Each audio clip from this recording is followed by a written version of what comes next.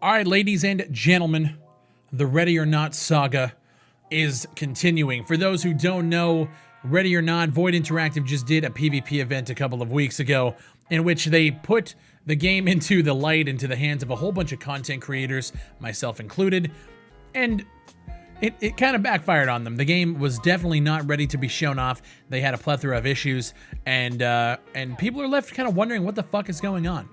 Void Interactive has been radio silent on social media, whether it's Discord, Facebook, Twitter. We're not hearing a goddamn thing. We don't know if we're going to be able to show PvE events. We have no clue what's going on. Chances are, if you guys are watching this channel, you have been following the Ready or Not saga while I've been covering, updates, been literally backing these fucking people forever. I've been so excited. It's one of my most anticipated games of this year. I've been so excited to play it. Backed it for $120. Been talking it up like a motherfucker.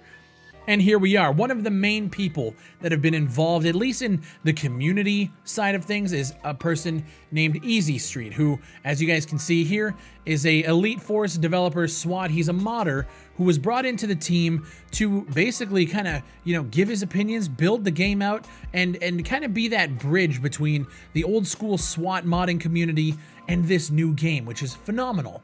Great. Then we realized that we hadn't heard from this guy in a long time. And today, as you guys can see, an absolute fucking thread of tweets, we're going to go through, and I just want to read out everything that this guy has said. I have a lot of respect for him. He has been a part of our Discord. Him and I have spoken on a few occasions in the past, and he's always been a nice guy to me. And this is kind of painting a picture as to what the hell is going on at the studio. So he says, "Hi, time to clear some stuff up, a thread. Yes, I am leaving Void. Sadly, I spent the last few weeks mulling it over, and it really is the right thing to do for me and my family. No, this was not some conspiracy by higher-ups as part of pushing towards Siege PvP. As stated previously, I haven't worked with them for months. So my best guess is that they wanted to show off what they're working on, and PvP is more complete." He says it's just a guess. He was not fired, he was not forced out, literally 100% his own decision based on circumstances at the moment. His health is fine, his family's fine, he's not suffered a heart attack or have severe cardio issues. Well, he does have a congenital heart defect.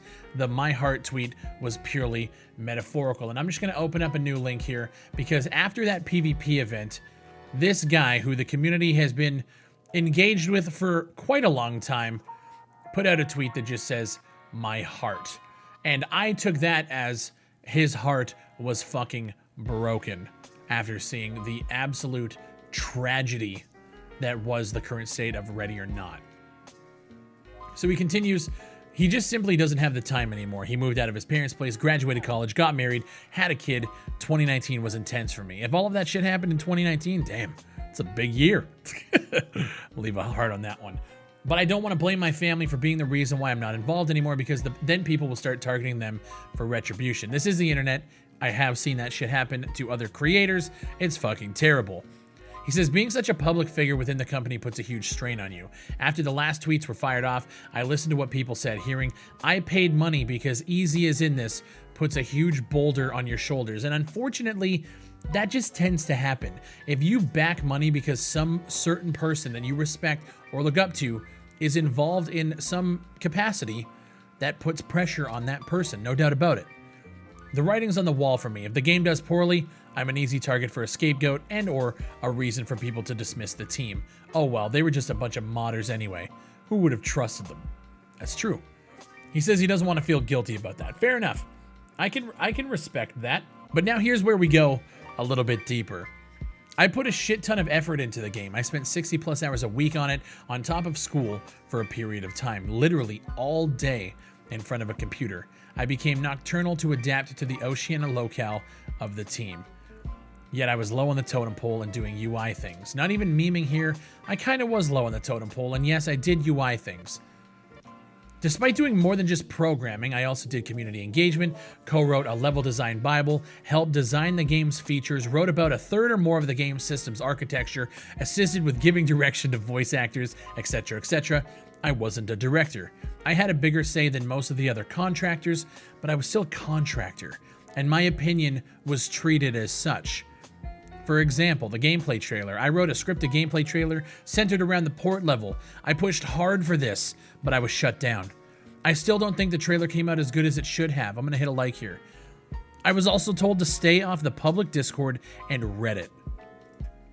The situation is incredibly frustrating for me because despite voicing my thoughts about how to right the ship, they were ignored. It's like everyone lives in a bubble where they ignore Facebook, Twitter, Reddit, and Discord, and I don't think that's the right way to do things. That is one of the main criticisms that we've had about this dev team, is the fact that they are so fucking silent. They are not transparent. They are not open. Their communication has basically been non-existent, outside of a few times where they have to go out and put some things out to try and get pre-order numbers. This is the first tweet that caught my attention because he actually added me in it. I posted a video from BigfryTV, don't remember which one, and said something to the effect of, well, he's a bit hyperbolic. He has good points like X, Y, and Z. And I got chastised by management about posting videos that kill morale. I'm a hater, apparently.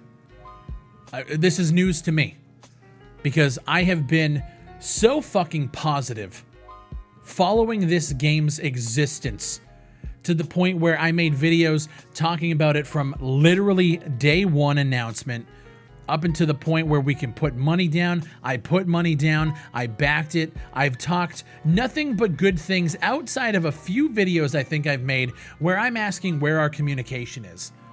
Where I'm asking, what the fuck is going on with the project? We haven't really heard much. Where maybe we talk about some gameplay things and I'm like, you know, this kind of looks a little weird. This looks a little strange, but, you know, we'll see what happens. Killing morale, guys. That is what these fucking developers, and not just Void Interactive, I've heard this sentiment so much. Maybe it's my tone. Maybe it's the way that I point things out. But at the end of the day, I'm not here to be your fucking friend. I'm here to make sure that the game you make is a good goddamn game. But it's killing morale, fucking pussies. I'm not trying to shit talk Void here at all. I am. Now I am. Because I'm fucking pissed. He says they're incredibly talented people working there. The concept they have for the game is awesome, blah, blah, blah, blah, blah. Even looking at old screenshots of stuff we made, they were incredibly high quality. And I fucking agree. He says, one other thing. I probably ruined my reputation amongst game developers here for letting all of my skeletons out of the closet. But I want to re-emphasize that I want Void to succeed. We all do, dude. We all do. We have been saying that since day one. With that in mind, I have to turn to what is probably the worst, darkest part of this saga, and that's the money. I don't get paid a regular wage. I get paid only in commissions, but at the same time, commissions is a little weird. I'd love to get into that a little bit. At the same time, I'm not privy to know how many sales they've had or how much money is made. I have no idea if they're being truthful or not with the money that they owe me.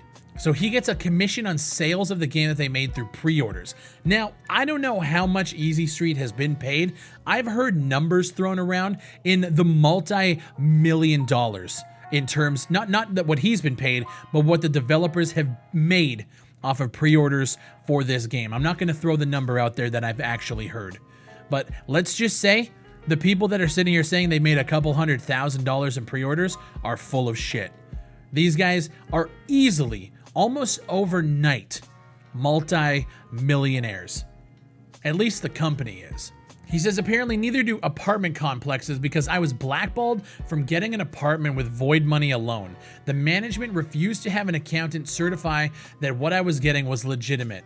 The response I got was those complexes are stupid. So he had to stay in an extended hotel for 6 months until he could get a full-time job that paid him a real income. Pulling gigabytes of assets on hotel internet was not fun. In my opinion, they treated him like absolute trash. The only reason he had a somewhat stable income was because he sold some of his commission for a flat amount of money, but he was basically job surfing for a while. I'm still owed the rest of the money. They refused to sell it, citing a lack of funds. Again, I have no idea if this is true because I don't know how much money they have. Part of the contract stipulates that they can deny a sale for any reason. I'm confused on what's going on here, but it sounds like they're keeping money that is owed to him behind a closed door. He gets a commission on sales. See, this is why, like, when I do like a sponsorship opportunity where it's like, hey guys, click that link down below, I always follow up with the people and say, hey, I would love to have the numbers before we even enter into the agreements. I would love to have those numbers. So just for my sake, I would like to know how much money you guys are making off of that affiliate link. You know, even if I'm not getting like an affiliate payment, I just, for my own analytical mind, I would like to know that information. I would have never entered in an opportunity like this where you're getting paid off commissions and you can't track the sales. That's fucking crazy to me. He says he has no idea whether this was intentional or just a really bad error on their part, but they actually never signed anyone's contracts.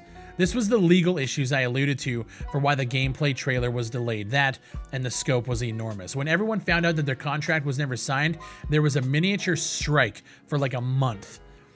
That and when they signed us on, the projected release date was November 2018, a topic for another day, but they didn't change anyone's commissions amount to match the increased amount of time when they delayed it until, obviously, we're in 2020 now. He says he thinks the most fucked up thing is that all the new hires that they brought in as of late 2019 are all paid and on fixed salaries, so the hell of living in a hotel is uniquely the experience of his. It sounds like baby's first company. And I'm being completely honest here, and it totally explains why this game is in the state that it's in. Because we have the most, in my opinion, the most important people for community engagement being told to stay off fucking public discords and Reddits.